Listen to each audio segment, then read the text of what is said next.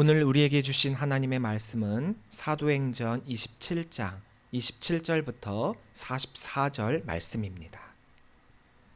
사도행전 27장 27절부터 44절 말씀입니다. 함께 한 목소리로 읽도록 하겠습니다.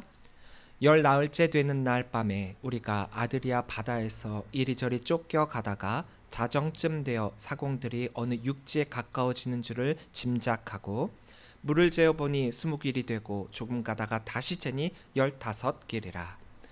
암초에 걸릴까 하여 고물로 닷넷을 내리고 날이 새기를 고대하니라. 사공들이 도망하고자 하여 이물에서 닻을 내리는 채하고 거룻배를 바다에 내려놓거늘 바울이 백부장과 군인들에게 이르되 이 사람들이 배에 있지 아니하면 너희가 구원을 얻지 못하리라 하니 이에 군인들이 거룻줄을 끊어 떼어 버리니라.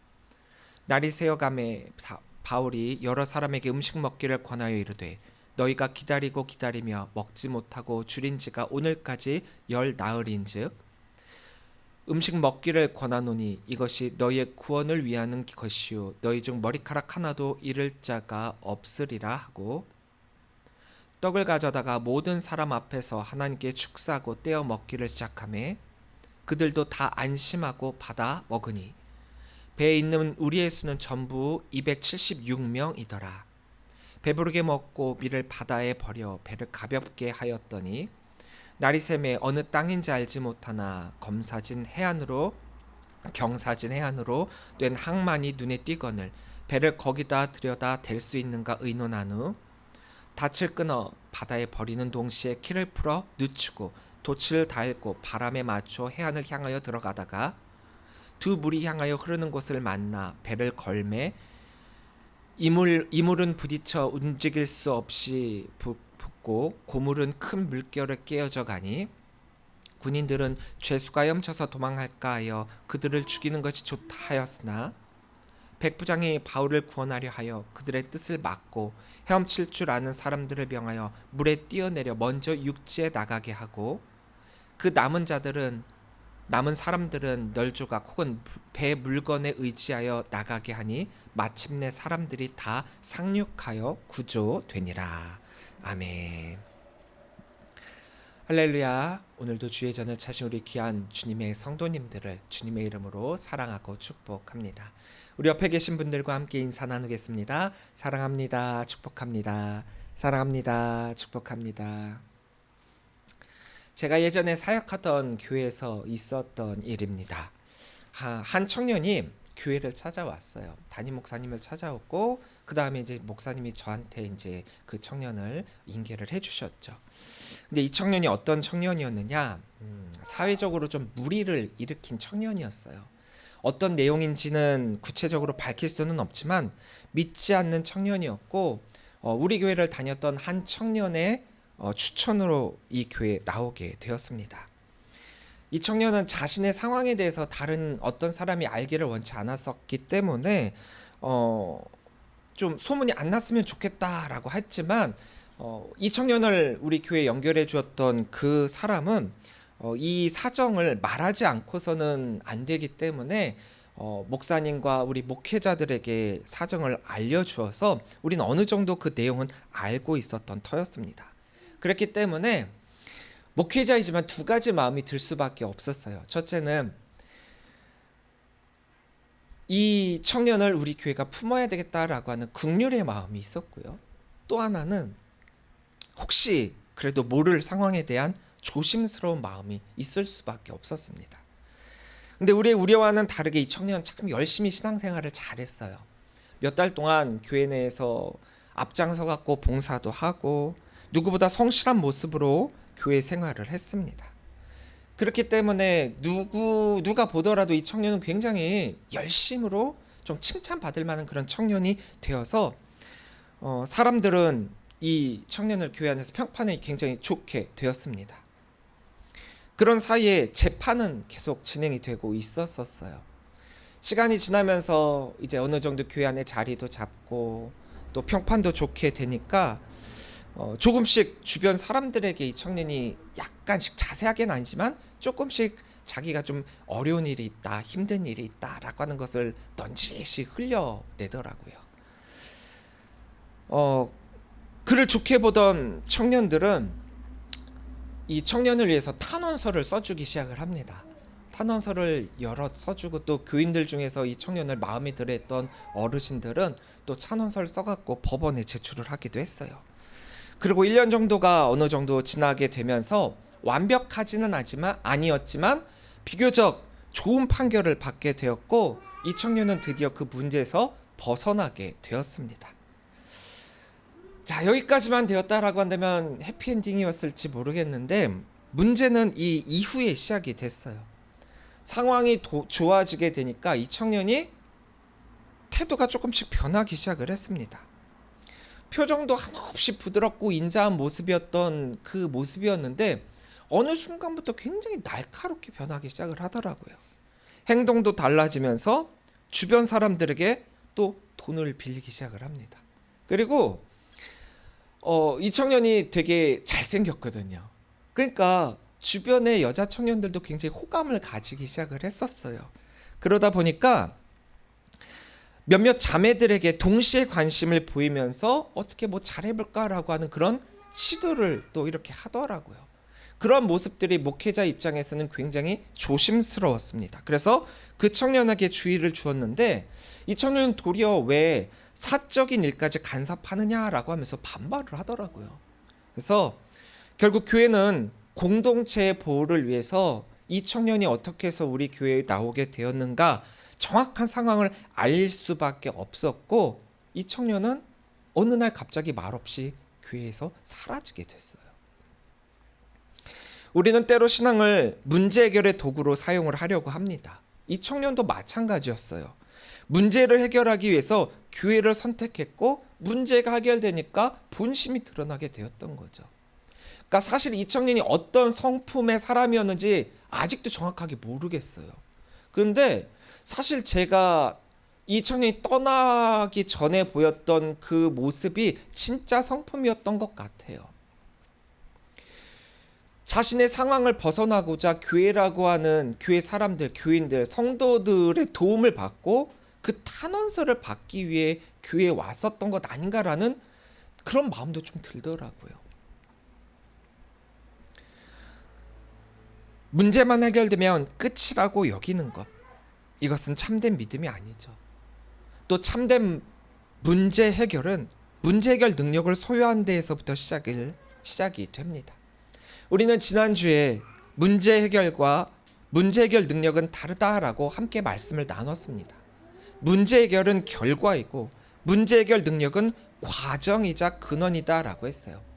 문제는 해결될 수 있다라고 했습니다. 그러나 하나님의 지혜 없이 해결된 문제는 그 단 한 번만으로 끝나게 되어 있어요. 마치 답은 모르지만 객관식 문제를 찍어가지고 맞은 것처럼 과정과 원인과 이 문제에 대한 답을 모르지만 우연찮게 해결은 될 수 있다라는 거예요. 하지만 문제 해결 능력을 소유하게 되면 그것은 우리 삶 전체를 바꾸게 됩니다. 왜냐? 하나님은 우리에게 단순한 결과를 주시기 원하는 것이 아니라 삶 전체를 바꿀 수 있는 능력을 주시겠다라고 말씀하셨기 때문이에요. 그리고 그 능력은 어디서 온다라고 했습니까? 내가 하나님께 속한 자다라고 하는 그 정체성, 또 하나님의 말씀을 붙드는 것, 그리고 믿음으로 반응하는 결단에서 온다라고 했습니다. 오늘 본문은 그 능력이 실제 상황 속에서 어떻게 드러나고 있는지 우리들에게 실제적으로 보여주고 있습니다. 왜냐? 우리의 신앙과 믿음은 단순한 이론이 아니에요. 그냥 머리로만 아는 것으로 그치는 게 아니라는 거죠. 우리 삶 속에서 드러나는 실제이기 때문에 오늘의 이 말씀의 이러한 삶이 바로 저와 여러분들의 삶이 될 수 있기를 간절히 소망합니다. 27절 말씀입니다. 19일째 되는 날 밤에 우리가 아드리아 바다에서 이리저리 쫓겨가다가 자정쯤 되어 사공들이 어느 육지에 가까워지는 줄을 짐작하고. 유라굴로 폭풍성에서 지내게 된 지 어느덧 14일째가 됩니다. 심각한 목숨의 위협을 받는 그것이 단 하루도 아니고 14일 동안 계속되었다라고 하니까 이들의 마음과 몸은 어떻게 했겠습니까?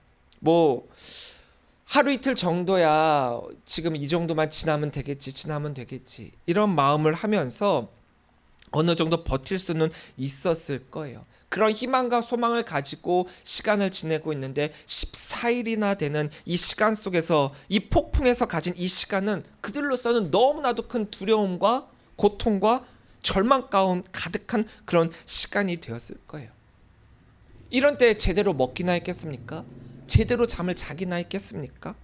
언제 죽을지 모르는 상황에서 이 사람들의 정신은 칼갈이 무너져 버렸을 거예요. 문제가 생겼을 때 우리는 처음에는 하나님께 기도합니다. 하나님, 이 문제를 해결해 주시고 이 문제 가운데 하나님의 능력이 나타날 줄 믿습니다. 저와 함께 해주시고 하나님의 능력을 통하여서 하나님의 살아계심을 저에게 증거하여 주옵소서. 기도하죠. 문제를 맡긴다 선언합니다. 하나님께 사실 것이다 라고 하는 나의 강한 믿음을 어필을 합니다. 그런데 시간이 지나면서 의문이 들어요. 하나님께 기도했고 하나님께서 말씀해 주셨는데 이게 언제 해결이 되나? 하나님께서 해주시겠다는 믿음은 있었는데 이 문제가 금세 끝날 줄 알았는데 여전히 상황은 계속되고 있어요. 해결이 안 돼요. 폭풍은 여전하고 파도는 더욱 거세집니다. 그들의 목숨줄이나 다름없는 배는 파선의 위험이 계속되고 있어요. 그렇게 되묻습니다. 왜 아직도 그대로입니까?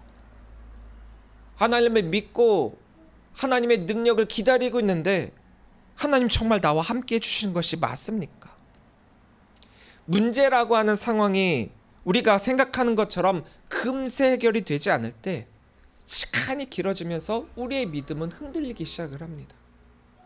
잘 생각해 보면 우리 성도들에게 있어서요, 문제가 생겼던 어려운 일이 생긴 그때가 우리 믿음의 문제가 생기는 것이 아니라 그때는요 더 강한 그 어떤 때보다도 더 강한 믿음을 소유한 것처럼 보여요. 왜냐? 하나님, 이 문제 하나님과 함께 해주심을 통하여서 별것 아닌 줄 믿습니다라고 기도하는 시간이 계속되거든요. 저도 교회를 다니다 보면은 어떤 청년들이 새벽 예배나 예배에 참석하지 않았던 그런 성도들이 어느 날 갑자기 매일 새벽 예배 나오고 모든 예배 다 참석하는 것을 보면 무슨 어려움이 있구나, 힘든 일이 있구나 그냥 간접적으로 느껴지더라고요.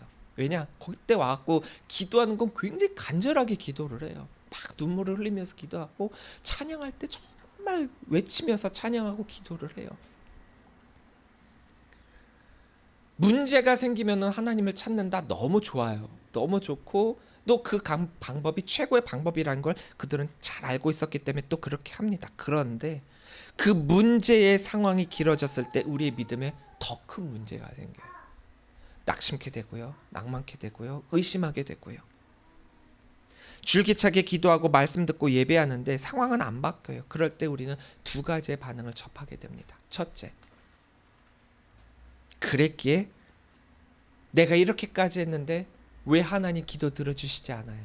하나님은 없다 그러면서 반발하며 떠나는 사람이 있는 반면, 또 하나는 그랬기에 저는 더욱더 하나님을 신뢰하며 의지합니다, 더 간절히 소망하며 나아가는 그런 사람들이 있습니다.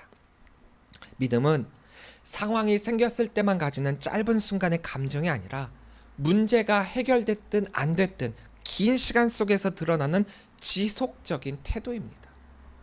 진짜 믿음은 시간이 지나면 지날수록 진국과 같은 맛을 내지만 가짜 믿음은 상황이 짧은 시간 내에 해결되지 않고 너무 긴 시간이 되면, 혹은 의외로 상황이 생각보다 빨리 해결되면 언제 그랬냐는 듯 그 마음을 돌이키기 때문입니다.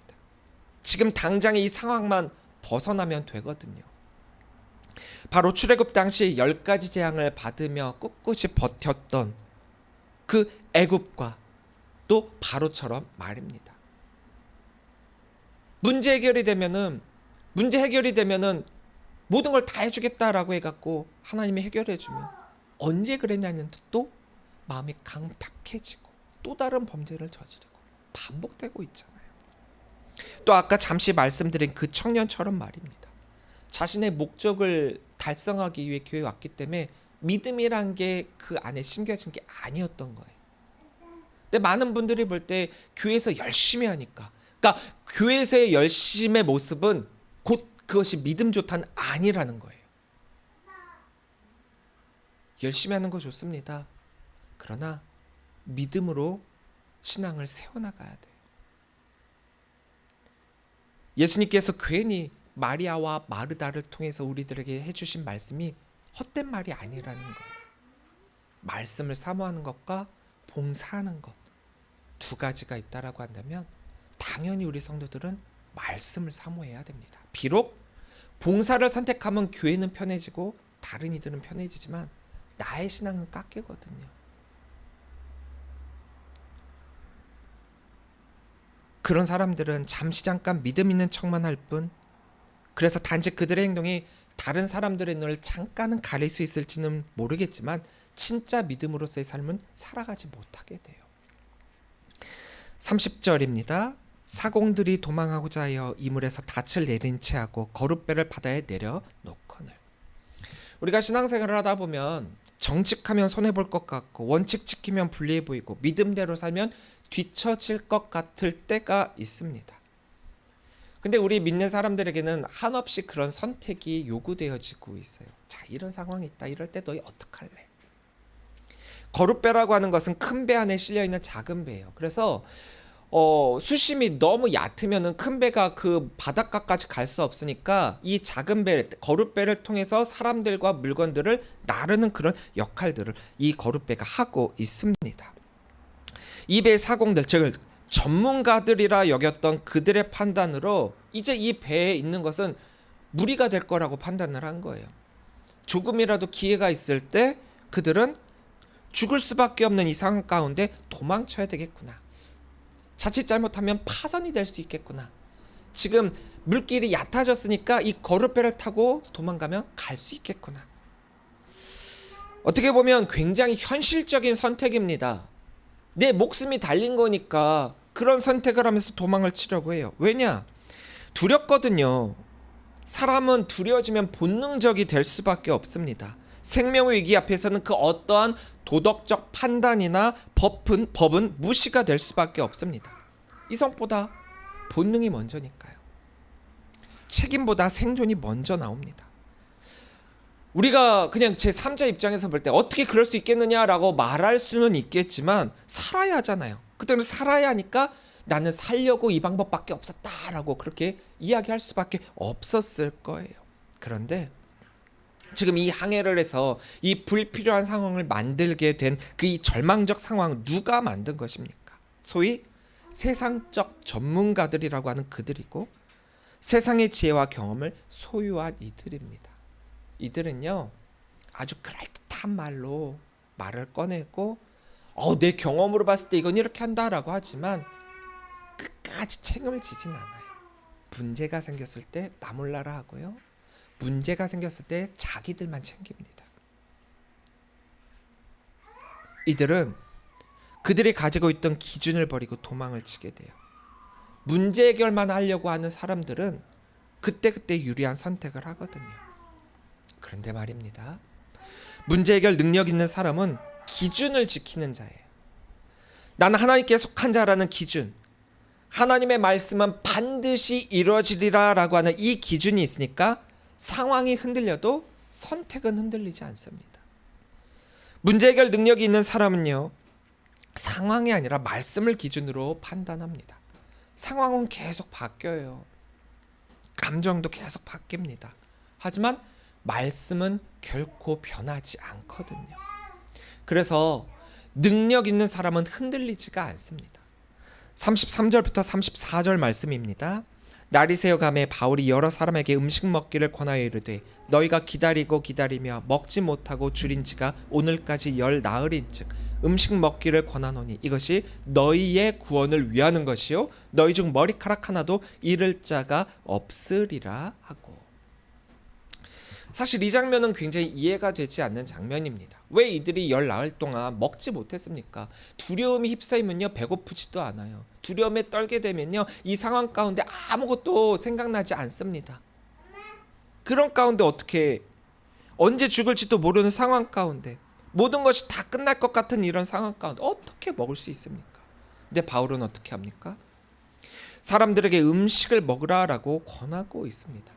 상식적으로 이해가 되지 않아요. 보통 사람들이다라고 한다면은 이런 절망적인 상황 가운데서는 아무것도, 특히나 먹는다라고 하는 것은 생각이 되지 않아요. 여러분들 고민이 크고 힘든 일이 있고 두려움에 휩싸일 때 먹고 싶은 생각 드세요? 저도요. 그때 굉장히 힘든 일이 있었을 때 한 3일까지는 아무 생각도 안 들더라고요.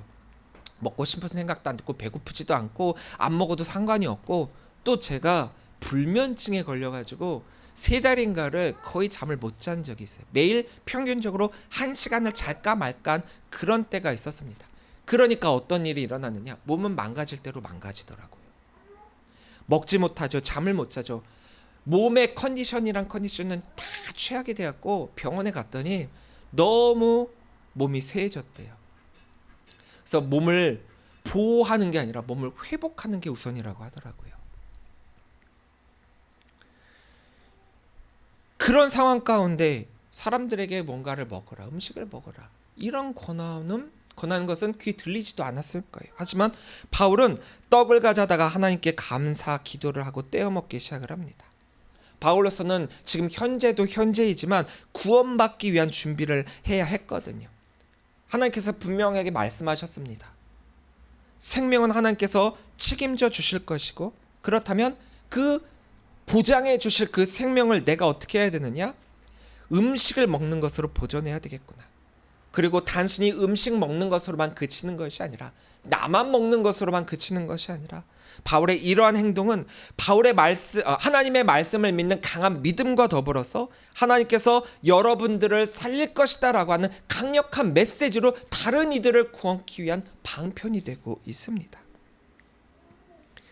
오직 하나님만이 이 배에 있는 모든 사람들의 생명을 책임져 주실 것이다라고 하는 그런 전지전능하신 분이시라는 사실을 분명하게 선포하고 있는 것이죠. 상황이 감사가 된 게 아니에요. 누가 보더라도 지금 상황은 감사의 상황이 아닙니다. 바울이 이렇게 할 수 있지 않아요. 하지만 감사가 상황을 바꾸게 됩니다. 바울의 이러한 감사는 믿지 않는 다른 이들에게도 본이 되어 그들 역시도 바울을 통해 평안한 마음을 가질 수 있게 됩니다. 늘 감사가 넘치는 삶이 우리의 소망이 되어야 돼요. 예수 그리스도께 대한 믿음으로 환난에 대처하는 그 모습이 모든 삶의 주관자 되시는 예수 그리스도를 전하는 도구가 되고 있습니다. 오늘 바울처럼, 그리고 또한 우리의 모습으로 말입니다. 감리교를 창시하신 웨슬리 목사님이 선교 여행을 떠나고 가던 도중에 배를 타고 갔는데 폭풍우를 만나게 됩니다. 이 폭풍우가 몰아치는 가운데 희귀한 장면을 발견을 하게 돼요. 그 가운데 찬양하고 감사의 기도를 하고 있는 모라비안 교도들을 만나게 됩니다. 어떻게 그럴 수가 있었을까? 어떻게 그럴 수 있을까? 웨슬리 목사님은요, 그들의 그러한 신앙과 모습을 보면서 굉장히 큰 감동을 받으며 은혜와 평강을 주시는 영광의 주님을 만나게 됩니다. 물론 이전까지도 그가 목회자가 아니었다라는 게 아니에요. 목회자였어요. 하지만 그 이후에는 알맹이가 꽉 찬 감사를 가지고 선교를 하게 됩니다.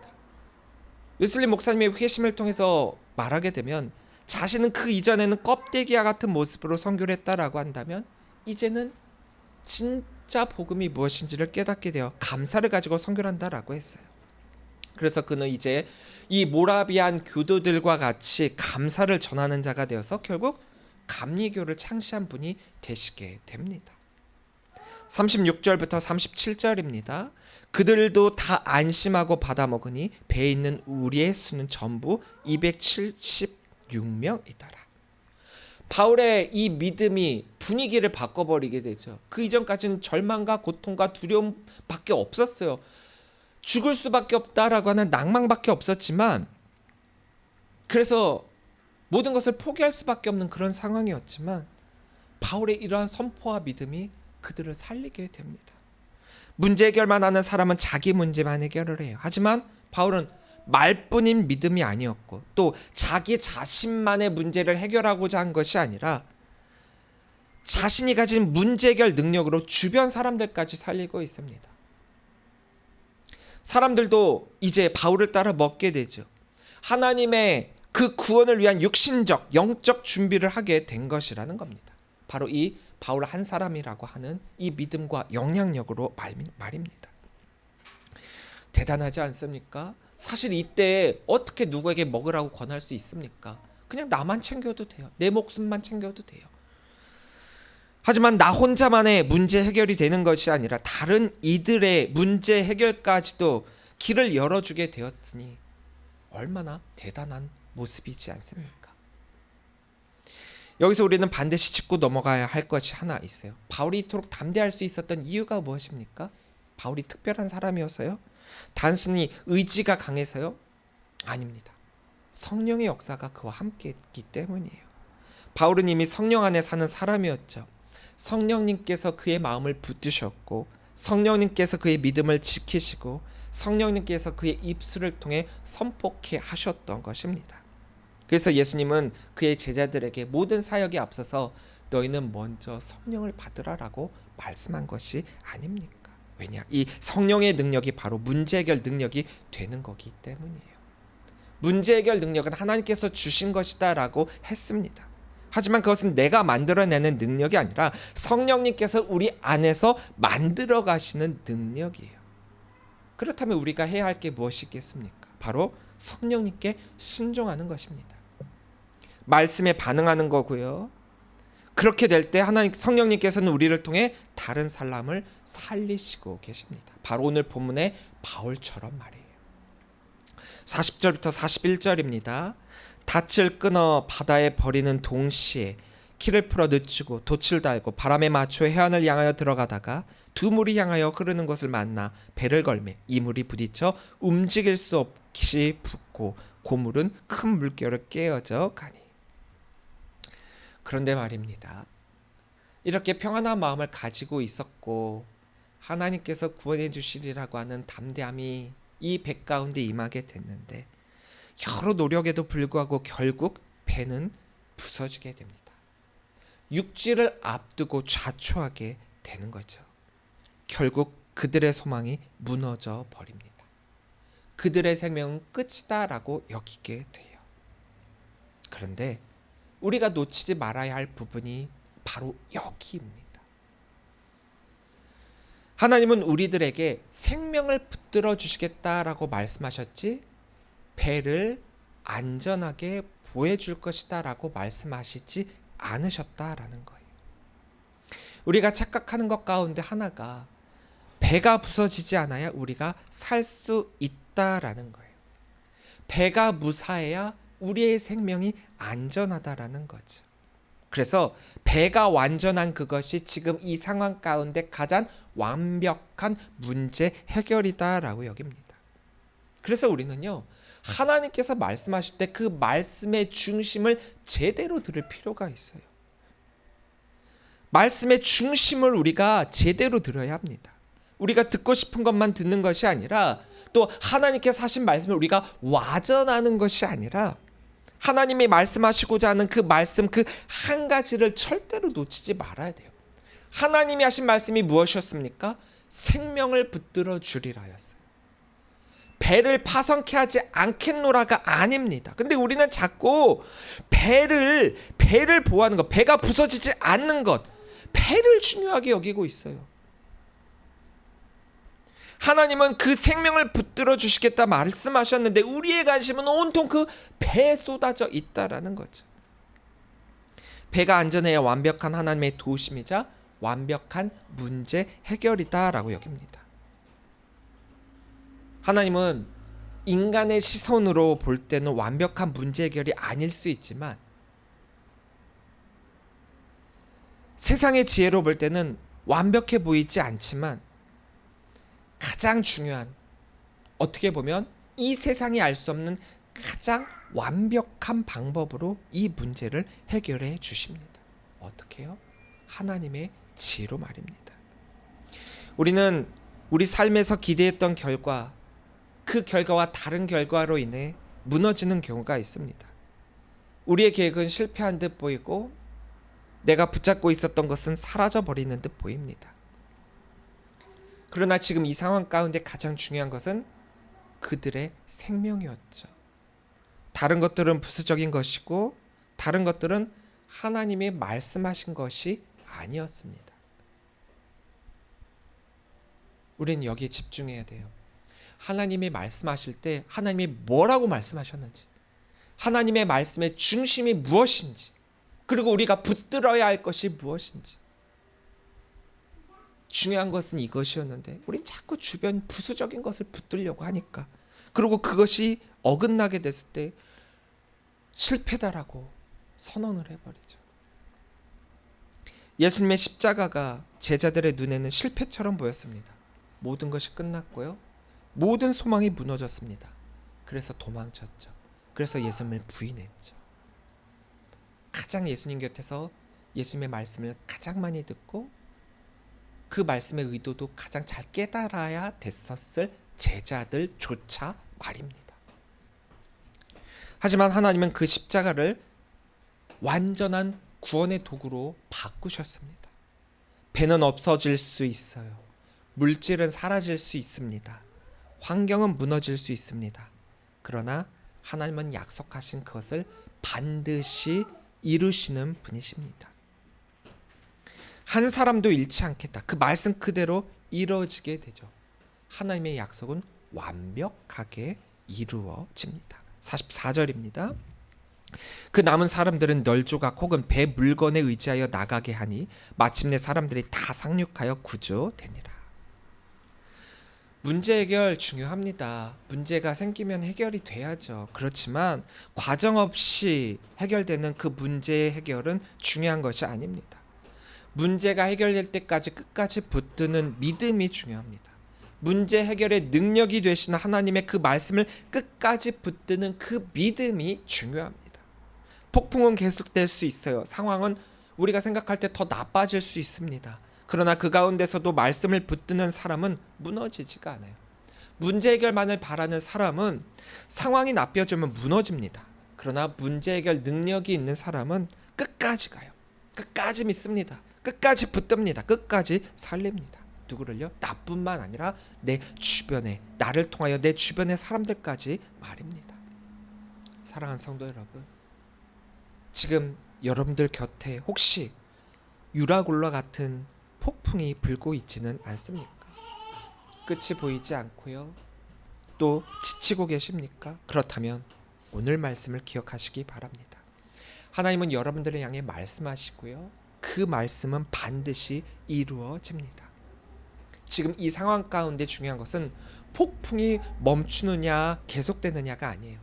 배가 파손되느냐 파손되지 않느냐 그게 아니에요. 하나님께서 나에게 말씀하셨던 그 말씀을 내가 끝까지 붙들 수 있느냐 그겁니다. 문제 해결도 중요하지만 그것보다 더 중요한 것은 문제 해결 능력을 소유하는 것이고 또 그 능력으로 우리의 삶 속에서 실제적으로 살아가는 것입니다. 그렇게 우리는 문제 해결을 따라가는 삶이 아니라 말씀을 따라가는 삶을 살겠습니다. 상황에 반응하는 사람이 아니라 믿음으로 반응하는 사람이 되겠습니다. 나 하나 사는 삶이 아니라 다른 사람까지 살리는 사람이 되겠습니다라고 우리는 결단할 수 있어야 돼요. 이것이 바로 문제 해결 능력 있는 사람이 실제로 어떻게 살아가고 있는가 보여주는 삶이자 결단입니다. 문제 해결 능력은 단순한 기술이 아니에요.